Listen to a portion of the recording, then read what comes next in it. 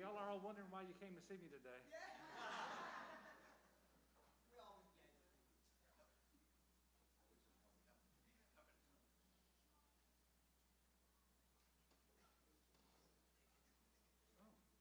It is my turn to speak.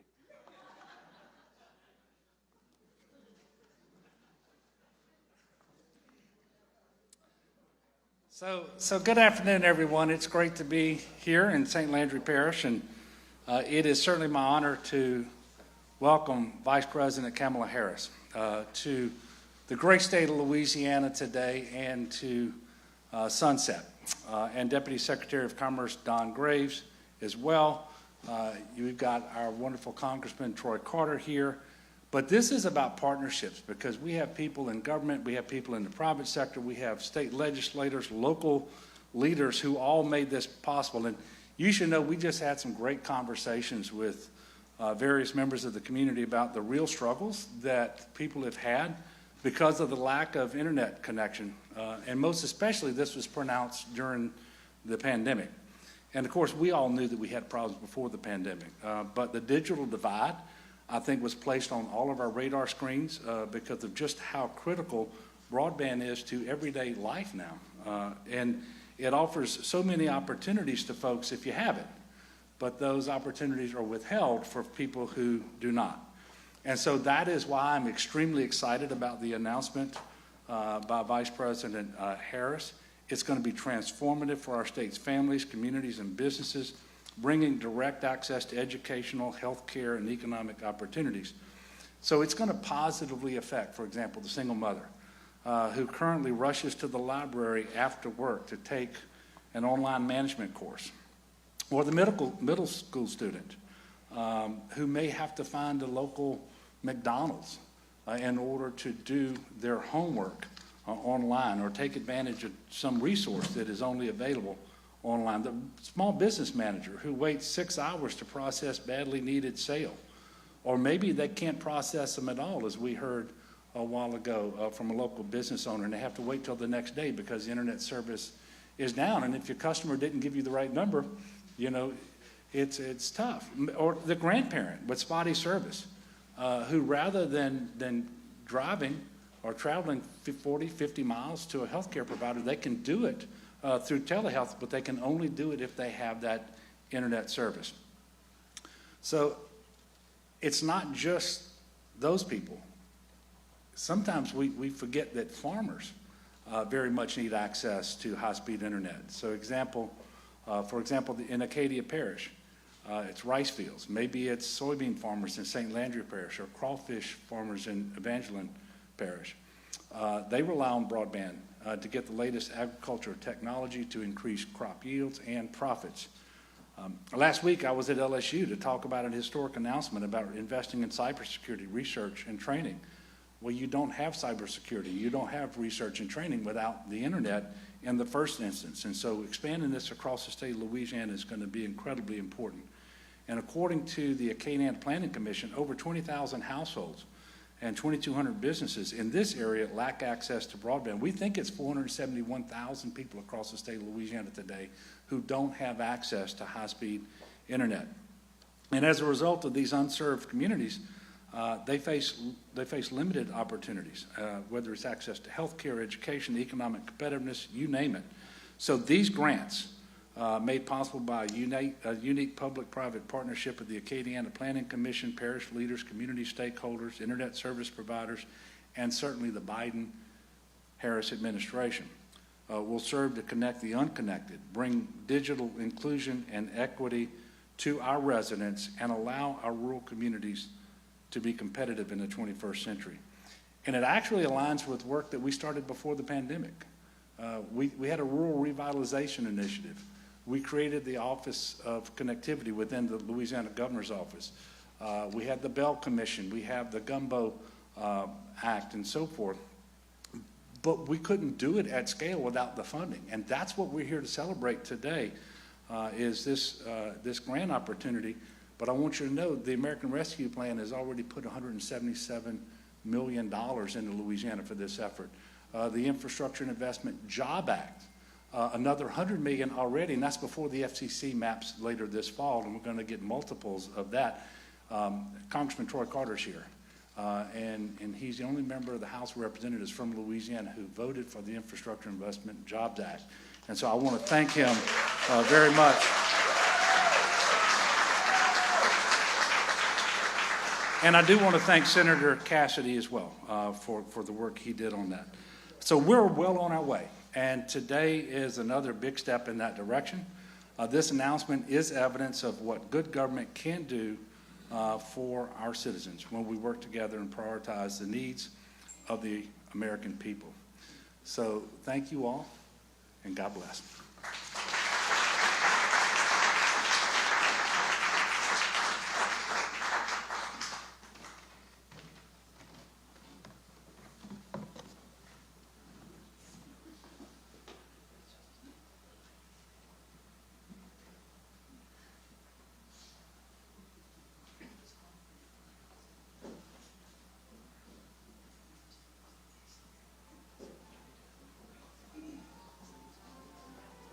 Please welcome student Josie Lamel.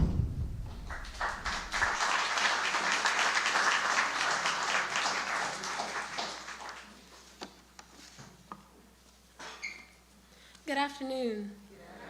On this 21st day in the month of March, I stand here representing the 13,000 amazing students of St. Landry Parish. The year of 2020 introduced us to a pandemic, and it was a roller coaster ride. Our parish decided on virtual learning and handed out Chromebooks and hotspots to all kids. The execution of virtual learning in our parish was very difficult due to many students living in rural areas. When they decided to put us on virtual, we were repeatedly kicked out of our virtual platform, Google Meet, when our internet connection failed because many students could not even log in. This caused the process of virtual learning to be 10 times more difficult. Due to the repeated connectivity problems, virtual learning failed after just 1 month.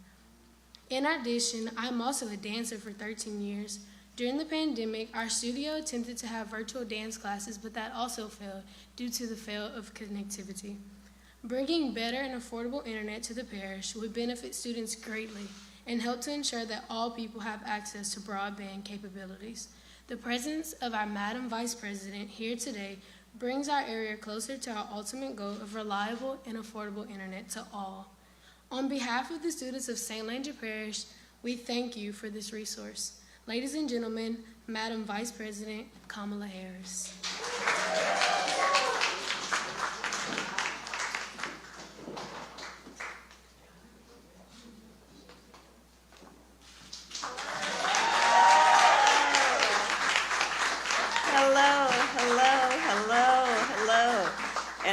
It is good afternoon. Please have a seat. It's so good to be with. I see so many friends here. It's so good to be back in Louisiana. Thank you all.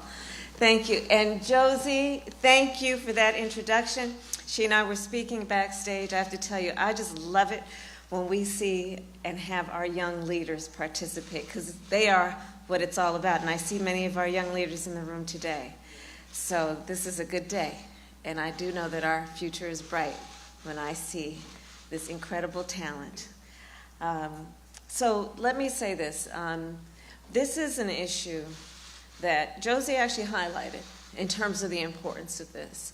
The governor and I, and we were all doing a tour of the library here, and talking about the significance of the passage of time, right? The significance of the passage of time.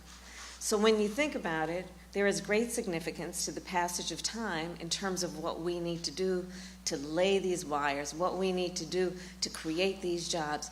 And there is such great significance to the passage of time when we think about a day in the life of our children and what that means to the future of our nation, depending on whether or not they have the resources they need to achieve their God-given talent. So today, I'm so happy to be with all of you. We are joined by the Deputy Secretary of our Department of Commerce, Don Graves, Congressman Troy Carter, both of whom traveled with me here aboard Air Force Two. I want to congratulate and thank them for their hard and good work. We are also joined, of course, by the governor. Where are you, Governor? He's here, he's here. There you are, of course you are. Isn't that so like you? Just in the room always, but not requiring much in terms of acknowledgement. But I will tell you, Louisiana, you are very fortunate to have Governor Edwards in a role of leadership. I will tell you that. He and I were talking, and the governor, along with the mayors, met me at the tarmac when I arrived, and I was sharing with him not only best wishes from President Joe Biden, but even after the election and before we were sworn in, we would do Zoom calls, and then we started doing them throughout the beginning of our administration and continuing to this day, but with governors from various states around the country. And Governor Edwards was always front and center as a leader among leaders, talking about the needs of the people of Louisiana, but also being a national voice around the needs of folks, be they in rural or urban communities, be they facing the challenges of the climate crisis, or the challenge that we have in terms of making sure that everyone has an ability to live a quality of life. That means ability to afford the cost of living. So, Governor, it's great to be with you this afternoon, and thank you. You've been a great president, a great partner to the president and me as we move forward. A great president of your state. And always fighting for the people of this district. And I also want to thank the Louisiana congressional delegation for warming us to the state. I was with Senator Bill Cassidy last week. I know he's unable to be here today, but I'll tell you, we were together at the White House when I swore in another native Louisiana, Shalonda Young. And so Ms. Young is now the director of the White House Office of Management and Budget and a member of the President's Cabinet. And I want to thank, in Louisiana, I want to thank Senator Cassidy for his help to secure Director Young's confirmation and his help to pass the bipartisan infrastructure law.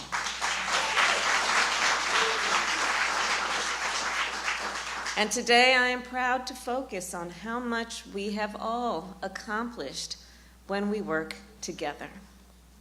So President Biden and I, well, we've been working day in and day out to build an economy that works for working people. An economy in which every person has what they need to get ahead and to thrive. High-speed broadband internet is critical to that effort. In the 21st century, high-speed internet is a necessity, full stop. It is a necessity. And so much of our world, if we think about it, has moved online. Throughout the pandemic, people depended on high-speed internet like never before. Business owners used the internet to sell their goods. Parents used the internet to buy their groceries. Seniors used the internet to see their doctor. Young people to attend virtual classes, all without ever leaving home. So for many of us, for so many of us, the internet has been and continues to be essential for us to perform our everyday needs. It is an integrated part of our daily lives. And yet, by one estimate, more than 42 million people in our country do not have high-speed internet. Far too many of our fellow Americans simply cannot afford the cost of a high-speed internet plan. And too many others do not even have access to such a plan. Consider most of the households in our nation that have high-speed internet receive it through fiber optic cables. However, there are millions of homes around our nation, most of which are in rural areas, that are not connected by fiber optic cables. That means those households have to rely on satellite internet or dial-up plans, which are often slower, less reliable, and more expensive. Or it means they have to go without access to the internet altogether. And this community, which is why I am here, is all too familiar with these challenges, though this is a community that is filled with extraordinary leaders. 30% of the households here in St. Landry Parish do not have high-speed internet. Around our country, then, including here, that means students are sitting in fast food restaurant parking lots, doing their homework over public Wi-Fi because that is the only place they can receive access. It means seniors are seeing doctors and medical professionals during their telemedicine visits in local public libraries. Now just imagine what that means. That you're sitting there talking with your medical health professional surrounded by people. And what that might do to impede your ability to share your concerns in a way that you feel safe. Or, if you know that's the only way you can get access, how that might deter you even trying to connect. And it means that so many people are shut off from economic opportunity. Just think about how having access to high-speed internet enables workers to take on remote work jobs. It allows companies to find talent wherever it might be. It opens up new markets to small businesses and allows entrepreneurs to collaborate and to create. As I said, in the 21st century, high-speed internet is a necessity. And so our administration is taking action. Last month, our administration announced we are distributing $277 million in grants to connect 13 communities from across our nation with high-speed internet. Communities in Maine, in Kentucky, Washington, Georgia, Texas, and here in Louisiana. In this community, we will invest nearly $30 million to connect more than 22,000 households to the fiber optic network.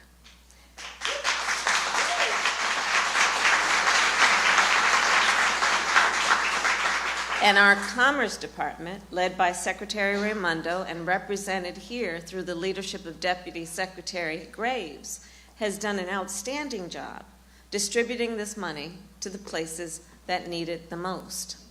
And this is just a down payment. Every household in America should be able to access and afford, I separate those 2 points, access and afford, because you need both.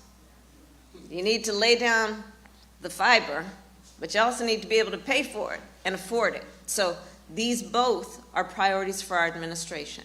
And that is why, through the bipartisan infrastructure law, we invested $65 billion to expand and modernize our nation's broadband infrastructure. We will lay thousands of miles of fiber optic cable and will help millions of households lower their monthly internet bill. Thanks to this law, 1 in 4 American households is eligible to receive a discount on their monthly internet bill of $30 per month, or $75 per month for those living on tribal lands. So far, with this discount, we have helped lower the cost of living for more than 10 million households, and more are signing up every day. And that is just part of the good being done by the bipartisan infrastructure law. And again, I want to thank the governor for his early conversations with us about what states like Louisiana need. For example, tomorrow, I know Louisiana may experience another severe and substantial storm. In recent years, so many communities around our nation have been damaged by storms and floods. Well, our administration is committed to helping all communities to prepare for, to respond to, and to recover from extreme weather. So as part of that commitment today, we are announcing $60 million from the bipartisan infrastructure law will be made available to help communities build flood resilience. And $40 million of that funding will be spent right here in Louisiana.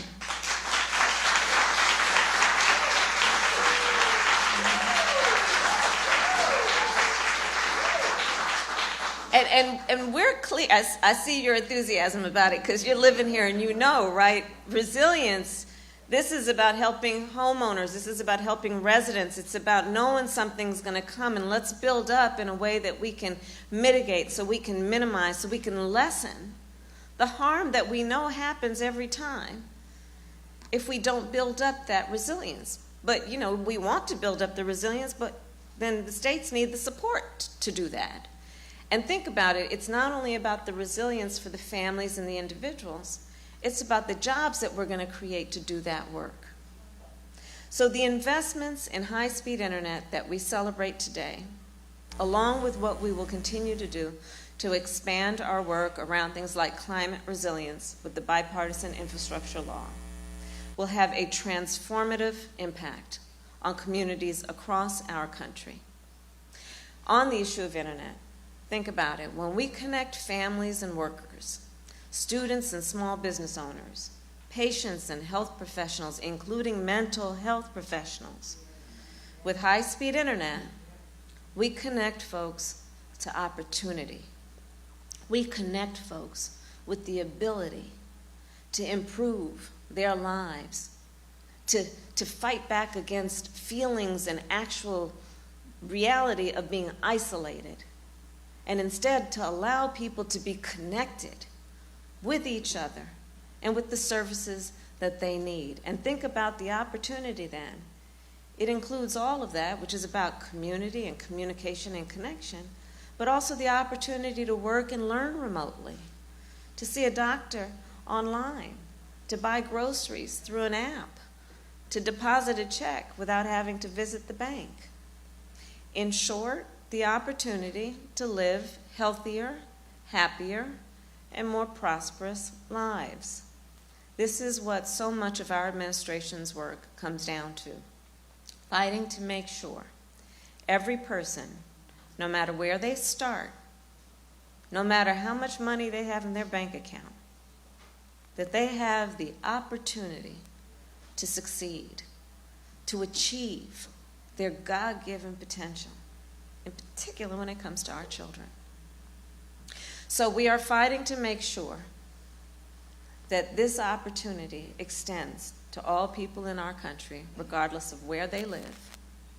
You know, there's so much of what we have achieved together on many levels, but with this bipartisan infrastructure law, that is based on our collective ability to see what is possible, to see what can be, unburdened by what has been, to reject the notion that the way things have always been has to be the way things will continue to be.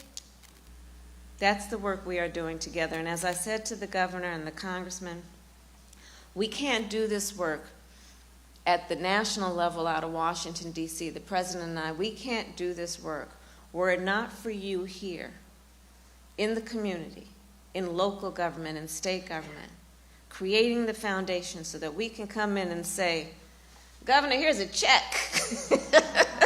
Spend it wisely, which is what I know you will do. So it's good to be with everyone this afternoon, and thank you for the warm welcome back. Thank you.